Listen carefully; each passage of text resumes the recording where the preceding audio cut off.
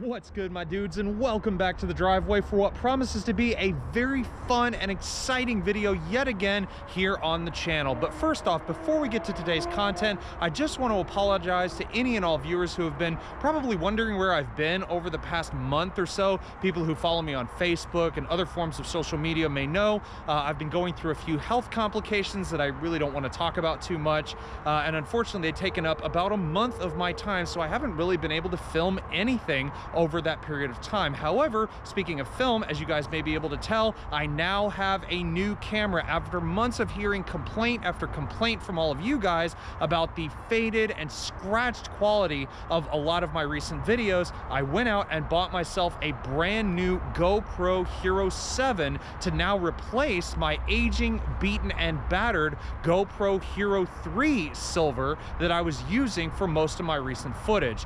But as you can read in the title, there's a little bit more to this video than just a new camera. I now have a new car to reveal to you guys as well. Yes, after over 2 years of having the same vehicle, albeit it wasn't really mine because it was a lease, I now have a car that after 3 years, I will be able to call my very own. So using my new camera to the max, I'm gonna be revealing to you guys for the first time today, my new vehicle.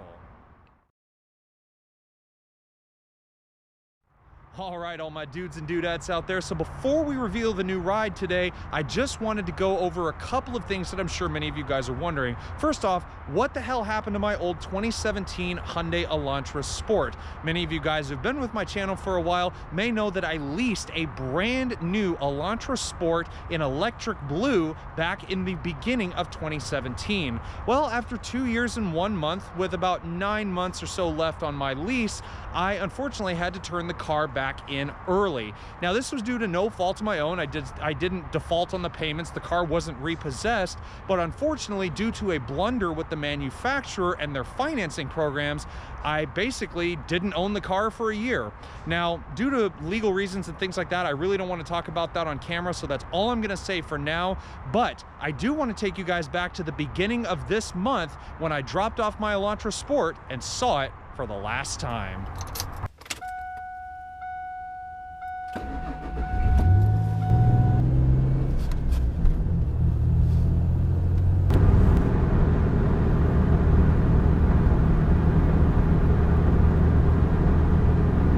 Alrighty guys, so we made it here to North Freeway Hyundai out here on Interstate 45 in Spring, Texas. Now this is the signature store, if you will, to the 3 Potamkin Hyundai stores here in the Houston area. But there's a couple cool things here that I wanted to show you guys, including my car, which I'm not sure if you can see it, but it's actually just over my shoulder right there because the team hasn't actually even moved the car to the back lot yet since I dropped it off here a day or so ago. So we're gonna take one last look at my car and also give you guys a quick peek at something they have here that's rather special.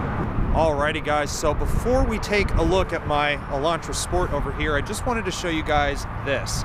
Here at North Freeway, they have an original example of the very first Hyundai model to ever be sold here in the United States. This is an original 1986 Hyundai XL. Now obviously the paintwork is pretty shot, and I think this thing has like 200,000 or 300,000 miles on it, but wow.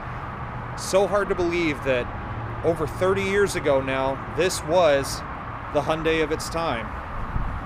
Just as astonishing to know that we went from cars like this to ones like that ceramic white Ioniq that we have right there.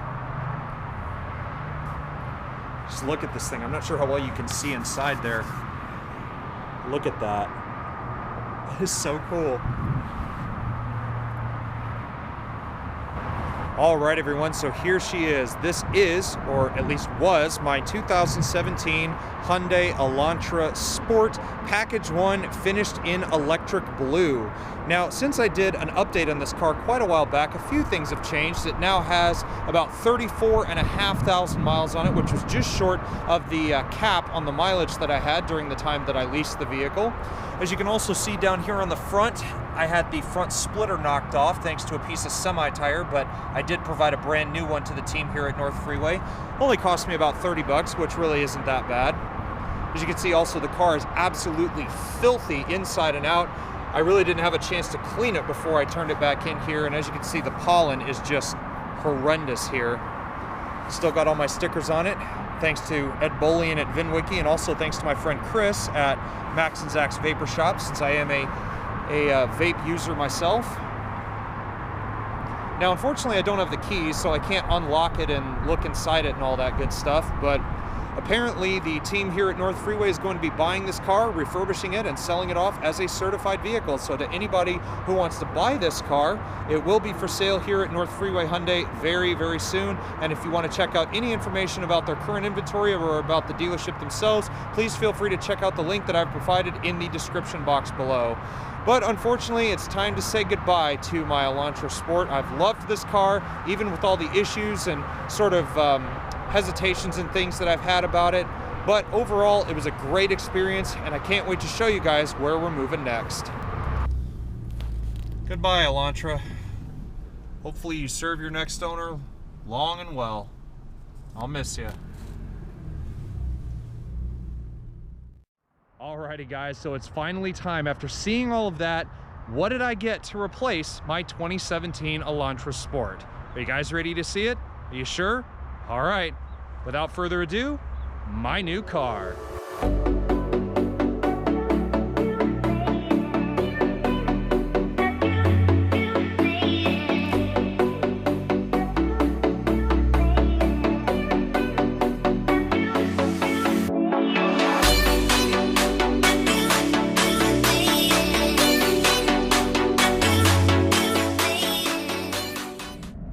Ladies and gentlemen, so this is the new ride, a 2010 Toyota RAV4 Sport. Now, I'm sure many of you guys out there, especially the enthusiasts, are probably saying, what is wrong with you, Bobby? Why did you trade out of a brightly colored, turbocharged, compact four-door and get yourself into what appears to be nothing more than a slightly sporty looking, yet somewhat plebeian family crossover? Well, you really have to think of it from multiple perspectives, and for me, the biggest one was the financial side of it. Being the fact that my Elantra Sport was on a lease plan, not on a purchase plan, I was never going to see the fulfillment of owning that car long term. I only had it for about 2.5 years or so, just shy of actually 2.5 years, and my lease was only good for 3 years. But again, thanks to some financial difficulties with the main financial provider for that particular lease, again, I did turn the car in early without any sort of hesitations whatsoever. Now, speaking of financial, the big thing with this car is just how cheap I actually got it. This clean Carfax, one owner, garage kept RAV4 cost me just 10 grand out the door. Now, it does have a few minor imperfections with it, mainly a lot of them just cosmetic. I mean, things like the rock chips and stuff here in the hood. I mean, it's what you'd expect from a near 10-year-old car. Things like the tow hook cover here that's missing. But I mean, what are these at a Toyota dealership, let alone on eBay? These things are like, I don't know, maybe 10 bucks, something like that, maybe even less. And speaking of a Toyota dealership, I want to give a huge thanks and shout out to my buddy Vincent, who is one of the internet sales managers at Fred Haas Toyota Country in Tomball, Texas. We sat in that dealership for almost 6 hours when we went to buy another vehicle that ultimately didn't come to fruition, and they put us in this car instead for a much better deal. So thanks to Vincent for that. A huge thumbs up goes out to them. And if you want to check out any of their inventory, I've provided the link to their website in the description box below. Now, continuing on with some of the imperfections, we do have some scratches here on the right front corner. I'm not sure how well you guys can see that, but these were there when I got the car, and it looks like someone just turned a little too sharp, being the fact that this was a garage kept vehicle. I have no doubt that this was maybe like the edge of a garage door or something. No big deal there. And while we're down here, I am loving these wheels. These 18-inch gray and silver finished aluminum alloys. That's part of the Sport model here, at least mine in particular, and I really love the way these look. I also do have a sunroof up top. That's something I didn't have with my Elantra Sport before, so I'm really happy that I got that. Another thing that's missing though, if you look at the right rear, you'll notice something is missing here. This one actually is missing the right rear center cap, but again, that's like, you could buy a set of 4 of them on eBay from Toyota for like maybe 20 bucks, something like that. So nothing too bad there. And the biggest scratch out of all of them here on the car is all the way along from the rear passenger door down here towards the bottom of the tail light. Now, as we come to the back, this is one of the areas I love about this RAV4. First off, You got your spare tire right there in the center of everything. And another fun thing that I really enjoy is the fact you can open the back door like an actual door. There's no power tailgate, there's no anything like that. This is a proper old school and quirky SUV. I mean, sometimes I think it's so quirky already, I should call Doug DeMuro on that one. But anyways, on to the rest of it. Here is the key. It's a plain old Toyota key, nothing too special. Lock, unlock, panic. Go ahead and beep, open her up here. And I'm telling you what, even though the outside's got some marks and scratches, and again, it's about 10 years old, look at the interior of this thing. Just look how clean this is.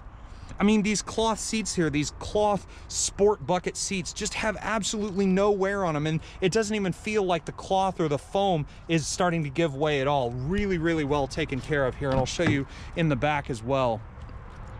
And this just goes to show also, just as another shameless little plug, this just goes to show how well Fred Haas Toyota Country judges their vehicles. I mean, if this was any more rough, I'm sure they wouldn't have sold it at all, especially with the fact that at the time it had 116,000 miles on it when I got it, and now it has about 118,200 or so. Again, bought this car in the beginning of March and been driving it a lot ever since. Something I couldn't do with my Elantra at all, so I'm definitely enjoying that freedom nonetheless. It does have a couple of other oddities in here, one of which is what I believe is an aftermarket Bluetooth system down here. I know for a fact that a lot of the RAV4s of this generation didn't have that. It would have been just a blank switch or just a blank space down here. So the previous owner, I think, put a aftermarket Bluetooth system in there, and I'm still trying to figure out how that works. But one thing I find rather funny in this interior is just how much this 2010 model reminds me of something like a 17 or an 18, with the way this dash is sloped down. I mean, sure, it doesn't have the Toyota N-Tune system like the 17s and 18s, and certainly not like the 19s with the dash that kind of chops off squarely and then comes to a high rising center console up here, which I'm actually not really a fan of. I've actually already sat in one and not too big a fan on the way that interior is designed. But things like the way the air conditioning knobs are set up, how it's slanted towards you, I just think that's so cool. Same with this split level glove box here. I just think that's so cool. You push one button, it opens up, and then you got all the other stuff there in the normal glove box. Now, being that this is a Toyota, you would expect it to run absolutely wonderfully, and this particular one is no exception. See, you start it right up, and she purrs like a kitten. As far as the sunroof goes, it still does work as well, so I'll just show you that real quick. It's all one-touch operation, which I think is awesome. I mean, this car is almost 10 years old, and it does everything that a 2018 or 19 would do, with the exception of, I don't know, blind spot monitoring, lane keep assist, and all that garbage. But who needs to trust their car to a computer entirely these days? Now, the one area I'm sure a lot of you are expecting is that this car is potentially the V6, but any Toyota gearhead would know that when I started it, it didn't exactly sound like the V6, and that is because if I open the hood, this one has the 2.5 liter 4-cylinder engine, double overhead cam, 16 valve, no turbos or anything here, all naturally aspirated. I believe it's like 170 something horsepower, like 175, maybe 180 in this particular application. And that is connected to an old school 4-speed automatic with overdrive. But fuel efficient wise, it's definitely not the best in terms of gas mileage. I think the best I've gotten so far is about maybe like 26, 27, but that's what you get when you put a little baby 4-cylinder like that into a bigger body such as this. Now, there are a couple of other things that I will go over in a future video regarding what actual repairs my cheap RAV4 needs. But for now, thank you so much for joining me for this introductory tour to my new car. And please stay tuned to the channel for many more videos like this and more to come in the future. And remember, guys, if you like what you see, please do give this video a thumbs up. And also be sure to click that subscribe button down below, again, for many more videos like this in the future.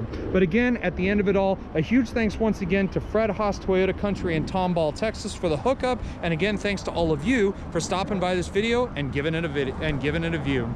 So anyways, guys, I'm off to another adventure here in the not too distant future, but for now, this will be the new ride that you will be seeing all the updates on and everything here in the future. So until next time, guys, take care and stay safe.